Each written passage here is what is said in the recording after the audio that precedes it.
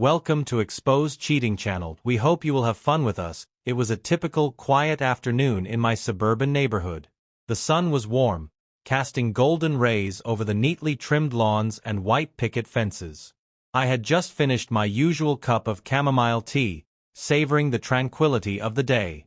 Life had settled into a predictable rhythm since my husband passed away 6 years ago. While I treasured the peace, there were moments when the silence felt heavy. The knock on my door startled me. I wasn't expecting anyone. When I opened it, there stood Henry, my next-door neighbor, looking more anxious than usual. Henry was a charming man in his early 40s, with kind eyes and a confident demeanor. We often exchanged pleasantries, occasionally chatting about the weather or our shared love for gardening, but this was the first time he'd come to my house unannounced. "Hi, Mia," he began, his voice soft but firm. "I hope I'm not bothering you." "Not at all," I replied, gesturing for him to come in. "What brings you here?" He hesitated, glancing over his shoulder as if ensuring no one else was watching. When he finally stepped inside, his demeanor shifted. The look in his eyes changed from casual friendliness to something much deeper, a mix of vulnerability and urgency that I couldn't ignore. "I need your help," he said, running a hand to his neatly trimmed hair. "It's something personal." I guided him to the couch, curiosity bubbling inside me. "Of course. Henry, what's on your mind?" He sat with his hands clasped tightly together, taking a deep breath. "I know we don't know each other very well," he began, his voice slightly unsteady, "but I've always admired your strength. You've built such a beautiful life, even after everything you've been through. I could use someone like you in my corner." His words caught me off guard. What kind of favor could Henry possibly need?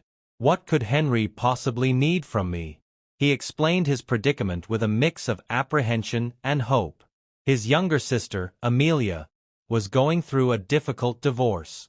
She had always looked up to Henry, relying on him for support, but this time her situation required something more, a nurturing presence.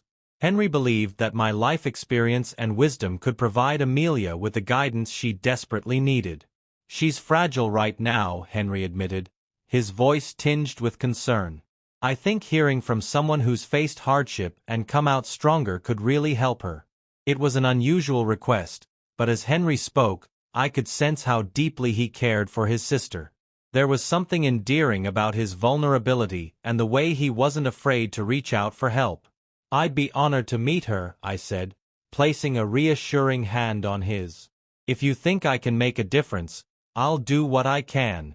The gratitude that lit up his face was enough to convince me I'd made the right decision. Over the next few days, we arranged for Amelia to visit my home. In the meantime, Henry and I grew closer. He began stopping by more often, sharing stories about his family, his work, and his dreams. I found myself looking forward to his visits in a way I hadn't felt in years. One evening, as we sat on my porch sipping lemonade and watching the sunset, Henry turned to me with an intensity that made my heart skip a beat. "Mia," he began, his voice low, "I never expected this favor to bring us closer. But it's been nice, hasn't it?" I nodded, unsure of what to say. There was a warmth between us, something unspoken but undeniably present. Amelia's visit turned out to be a turning point, not just for her, but for me as well. She arrived at my home one afternoon, timid and unsure, but as we sat together and talked, I watched her confidence begin to bloom. We shared stories of resilience and hope, and by the time she left, I felt as though I'd gained a friend. But it was Henry's reaction that stayed with me. When he came by to check on Amelia, his gratitude was palpable. He hugged me tightly, lingering just a moment longer than necessary. "Thank you, Mia," he murmured, his voice thick with emotion. "You've done more for Amelia than I ever could have imagined," Henry said, his voice thick with emotion. "And you've done something for me too." That evening, as we shared a quiet dinner in my dining room, Henry opened up in a way he hadn't before. He confessed that his visits hadn't been just about Amelia. They had been about the connection he felt with me. "I never thought I'd feel this way again," he admitted, his eyes searching mine. "But you reminded me that it's never too late to find happiness." I was stunned. Yet, as I looked into his eyes, I realized I felt the same. The moments we'd shared, the laughter, the quiet conversations, had awakened something in me I thought was long gone. That night, under the soft glow of my dining room chandelier, we shared our first kiss. It was tender and hesitant, but it carried the promise of something beautiful. In the weeks that followed, Henry and I began exploring this new chapter of our lives. It wasn't always easy.